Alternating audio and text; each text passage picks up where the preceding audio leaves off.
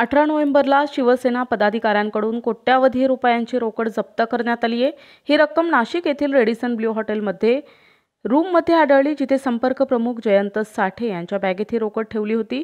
मतदानाच्या 2 दिवस आधी ही रक्कम जप्त केल्यामुळे यावर राजकीय वर्तुळात मोठ्या प्रमाणात चर्चा होऊ लागली आहे। मिळालेल्या माहितीनुसार संबंधित पदाधिकारी हे नाशिकमधील एका विशिष्ट मतदारसंघासाठी जास्त मतदान सुनिश्चित करण्याच्या हेतूने पैसे आणल्याचं सांगितलं जाते। हे पैसे वाजवी कारणासाठी आले असल्याचा दावा केला जात असला तरी सत्ताधारी आणि विरोधक यांच्यात यावर तीव्र वाद सुरू झालाय। याबाबत अधिक तपास पोलीस करत आहेत। संबंधित व्यक्तींच्या हॉटेल रूममध्ये ही मोठी रक्कम सापडल्याने प्रशासनात खळबळ माजली आहे। यावर पोलिसांनी सांगितले की या प्रकरणाची सखोल चौकशी केली जात आहे आणि जर कोणत्याही प्रकारचा निवडणूक प्रक्रियेत हस्तक्षेप किंवा अपप्रवृत्ती झाल्यास त्यावर त्वरित कारवाई केली जाईल। अशा प्रकारच्या आरोपांची पुनरावृत्ती झाली आहे, ज्यात निधी हस्तांतरणासाठी वापरले जात असल्याचा आरोप करण्यात आलाय।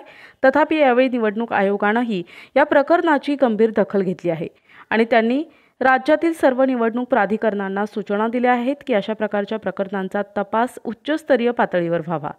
शिवसेना एकनाथ शिंदे गटाने या आरोपांचं खंडन केलंय आणि त्यांचा दावा आहे की हे पैसे निवडणुकीच्या कामासाठी नियमित निधी आहेत। गटाचे प्रवक्ते म्हणाले की हे प्रकरण निवडणुकीतील एक सामान्य प्रक्रिया आहे आणि त्यावर कोणत्याही प्रकारचा आरोप करण्याचा प्रयत्न निराधार आहे।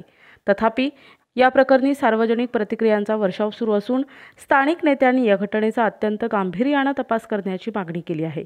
निवडणूक आयोगाने या प्रकरणी कठोर कार्यवाहीची ग्वाही दिली असून आयोगाच्या एका वरिष्ठ अधिकाऱ्याने सांगितले की आम्ही सर्व परिस्थितीचा सखोल तपास करणार आहोत। जोपर्यंत हा तपास पूर्ण होत नाही तोपर्यंत कोणत्याही प्रकारच्या रोकड हस्तांतरणावर आणि मतदान प्रक्रियेत हस्तक्षेप करणाऱ्या व्यक्तीवर त्वरित कारवाई केली जाईल। नाशिकमधील आगामी विधानसभा निवडणुकीच्या पार्श्वभूमीवर ही घटना घडल्याने राजकीय वर्तुळात मोठे खलबत माजले सुरू आहेत।